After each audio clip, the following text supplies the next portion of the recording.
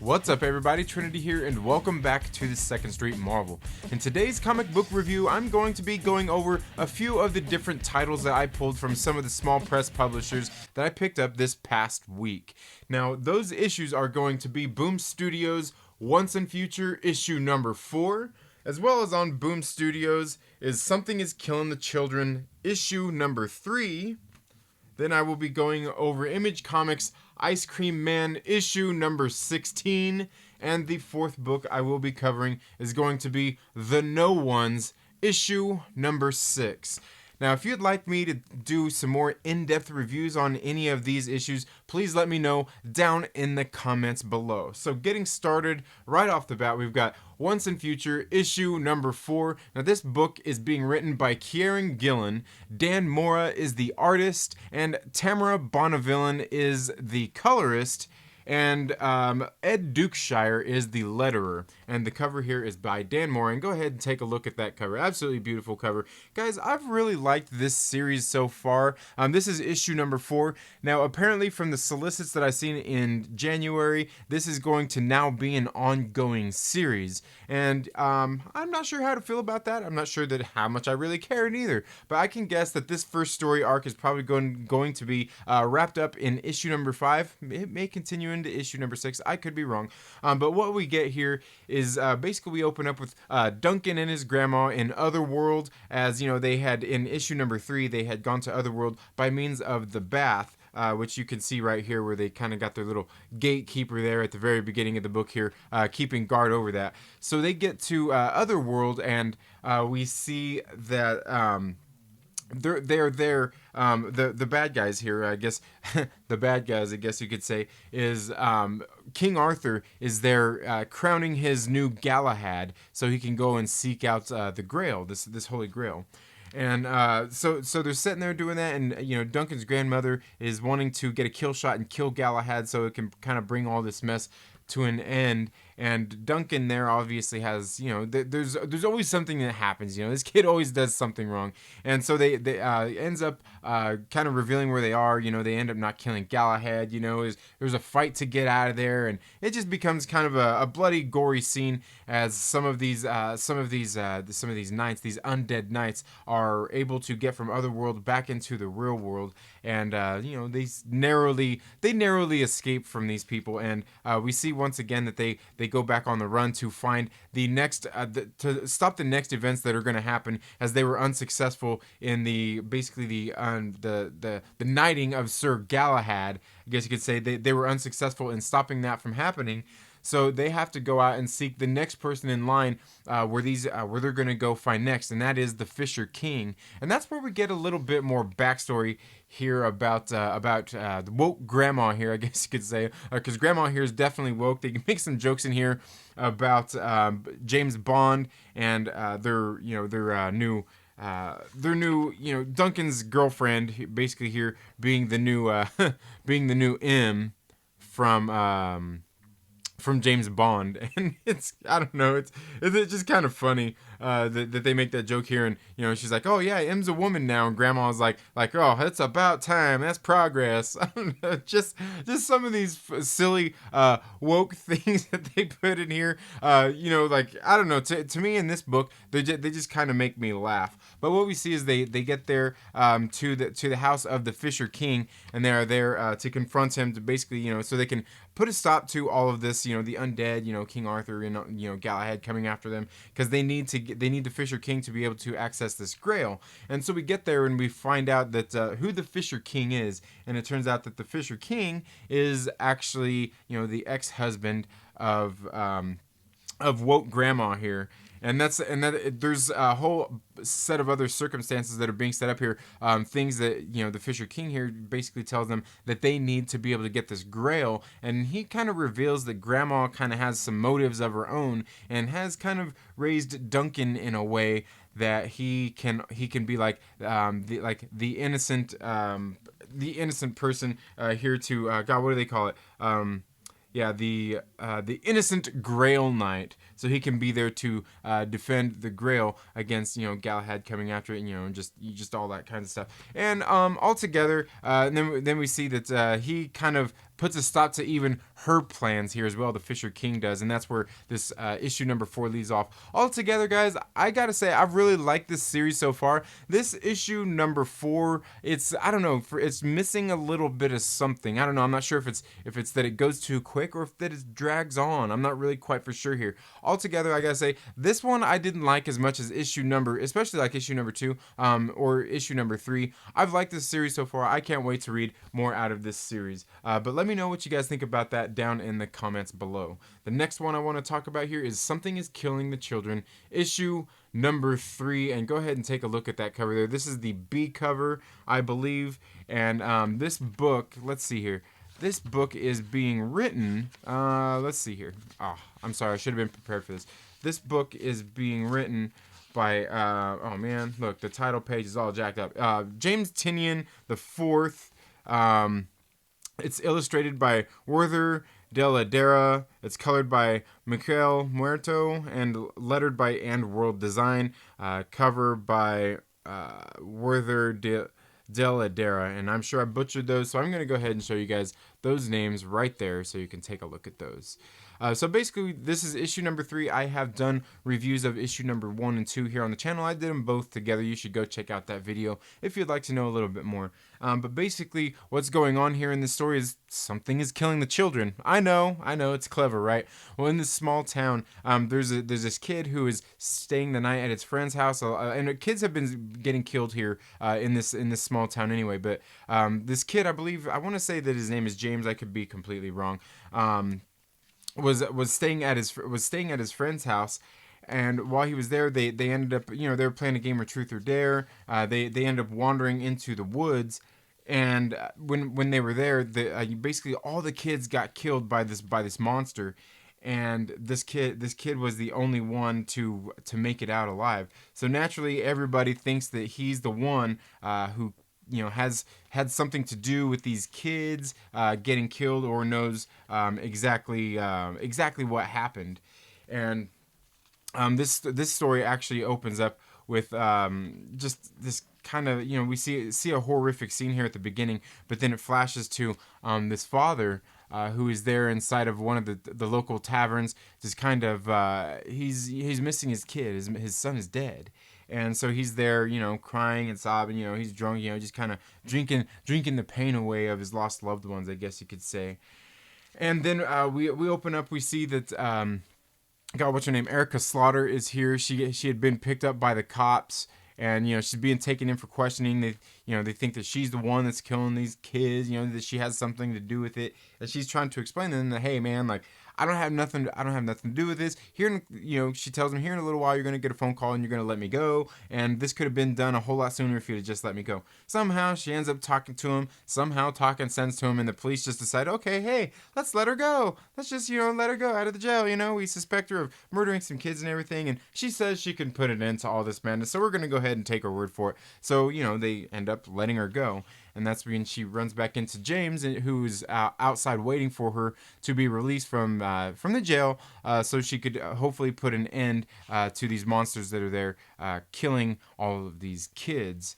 And that's pretty much what we get in issue number 3. Again, this one for me, I feel like issue number 1 and 2 were really good setups. I feel like issue number 3 was just another story of setting up the story again, just like it kind of dragged on a little more. I feel like we should have gotten a lot more in this particular book. Again, it's not bad. I don't know, maybe this first story arc is going to be 6 issues instead of 5. Easily could be, but I feel for an issue number 3, this one could have done a little bit more. It's not a bad issue. I just wish that it would have done a little bit more for us, the reader. But let me know down in the comments below. Have you guys read Something is Killing the Children, issue number 3? If not, if so, let's talk about it down in the comments below. The next one I want to talk about is Ice Cream Man issue number 16. Now this is being published by Image Comics, and guys, I've absolutely loved this one. This is a horror tale. It's being written by W. Maxwell Prince. The art is by Martin Morazzo, colors by Chris O'Halloran, and lettering by Good Old Neon. And I'll go ahead and show you those credits right here, that title page, and you can kind of see some of the art there. Now, Martin Morazzo, you can definitely tell this guy's art, because I seen there was another book that he was writing. I'm not sure if it was on Image Comics or another publisher that was. You could definitely tell his art. And these guys have been doing this whole series so far. This is the last issue of, I believe, Volume 3 of Ice Cream Man, and this it's going to be available in a trade paperback in December. So you should, if you get a chance, you should check that out if you haven't been keeping up with these and don't own all of the individual issues. But this book right here I thought was really good, guys. This whole series, it just seems a little bit eerie. Like the tone of it is a little weird, it makes one feel a little bit uncomfortable, and to me I think some of that is just in some of the art that is going on here. Some of the art and just some of the, just kind of the really plain look. And I don't really know how to explain it. Like the colors and the art here, just the way everything kind of, it looks so, I don't know, like so generic kind of in a way. And I think that really helps set a creepy tone for what we've been getting in these books. But what we find here, as we've got this father who's kind of giving us this narration about, we never, like we as parents, we never see it coming. You gotta love those times when your kids are little, because next thing you know, they're growing old. They're taking their first steps. They're going to school. The next thing you know, they're doing sports. They're in high school. They're graduating. They're getting married. Just all of these things, as we see a parent here who is raising his daughter all on his own. And what happens is we see this father is he's kind of curious about his daughter as she's going, she's growing up. She's become a teenager, and she's going out and hanging out with boys, and all of that whole scene. So what he ends up doing is he goes in and starts reading her diary. Man, I know he was in her room cleaning up one day, and he ended up picking up her diary and reading it, and there was some things in it that he didn't necessarily like what he read. And so he's going to this meeting group. It looks like it's like this sort of like a meeting group for parents who are fathers, specifically, who are raising their children all on their own, and just kind of a focus group, where they're all just there talking things out.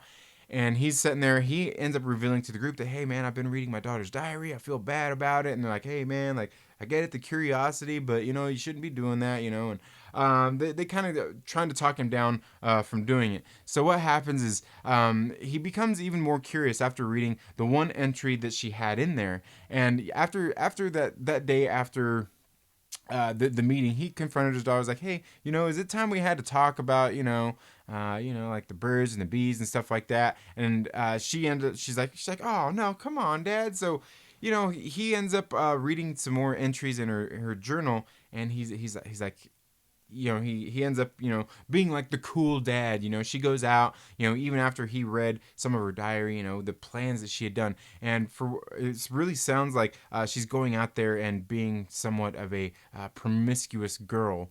And you can see while he's not comfortable with it, he still just allows it to happen. And as a parent, like, or even as a kid, being, having parents growing up, that you can't necessarily stop somebody from doing something. You just can't. It's not the way it works. You gotta. Yeah, it's a tricky world navigating with kids. I can't imagine, like some parents are good at it, some are not. So he's sitting there reading her diary once again, and he's kind of like, oh man, like what's going on? Like she's getting herself in too deep. Like I've got to go follow her and do something. So what he ends up doing is he ends up following her out on her date to see what's going on, only to find out that she's not actually having sex with anybody. She is actually turned into she's taken to killing people. It's this book reminds me a lot of like American Psycho, or maybe so American Psycho 2. Very good book, man. I really liked Ice Cream Man issue number 16. I've liked this whole series. I think I started reading issue number 13, I think. 11, 12, yeah, I don't know, maybe 11 or 12, and been reading it ever since, guys. This book is really good. I think it's one that you guys should definitely check out if you want kind of like an eerie horror story tale, and I'm telling you, I mean, and look at that art too. I mean, it's very reflective of what the art is in here, guys. Very good stuff. I can't wait to read issue number 17 that's going to be coming out in January. But that's all. Oh, that is not all. I forgot. I've also got the No Ones issue number 6, and this one is by on Cave Pictures Publishing. It's being written and it's created and written by Jim Kruger, and the art is by Well B, and the letters are by Simon Boland, and it's edited by Shariar Faladi. I know I butchered those names, so go ahead and take a look at those. This one right here, this book is the end of this particular story arc. I'm not sure if they're going to continue on with this series or not, but this story is a lot kind of like, it's a team book, like a team of superheroes, and they're kind of like, it's almost like the Watchmen too. Like, the world knows who they are, they're kind of accepting and everything, and they kind of forgot, like, the world forgot who they were. They got set up, curse got set upon them, and they've basically been fighting with each other at this point as they're trying to gain their identities back. But here in this last issue of this, at least this first arc, we can see that there was one particular hero in here that was kind of fighting against all of them. He enjoyed basically the misery of all of his teammates, and that's kind of why he joined all of this particular group of heroes. But then at the very end, we learned that there was a little bit more at play from one of the other characters that we hadn't really learned their backstory is, and that's what each one of these issues has been. 1, 2, 3, 4, 5, and 6 have been telling the tale of each one of these superheroes in the beginning of like each one. It's kind of focuses on each character, and there are 7 of them, where this is issue number 6, but we get at the very end the kind of biography, I guess, somewhat, or the autobiography, if you will, of the 7th hero in this series. Altogether, guys, I've really enjoyed this series. I like the way it's written. The art in it is very, I don't know, I guess you could say just like very dark in its tone and everything like that. I'm not really sure how to explain it, but again, you got one person on the art here, Will be doing all of it. Just very nice stuff. I like the way this book is put together. Again, guys, I didn't read issue number 1 or issue number 2, but I'm gonna see if my local comic book shop can get those so I can read them and hopefully do a maybe a whole series review on this for you guys. But let me know down in the comments below. Have you guys read the No Ones issue number 6? Have you read the series at all? Let's talk about it down in the comments below, and let's talk about any of these comics down in the comments below, and let me know if there's any of these books that you want me to do some more in-depth reviews on. That's all I have for this video today, folks. Thank you all so much for tuning into this Second Street Marvel. If you haven't already, please make sure you're subscribed, click the little bell and all of that good stuff. If you like this video, give it a thumbs up. If you don't like it, give it a thumbs down. Leave some comments down there letting me know if you like these bulk reviews or if you like the individual book reviews, and let me know. Give me some feedback. And while you're at it, make sure you share this video with a friend and invite them to come hang out with us here on the Second Street Marvel. You all have a very good day. Have a great rest of your week. Happy reading, and we'll see you in the next video. Later.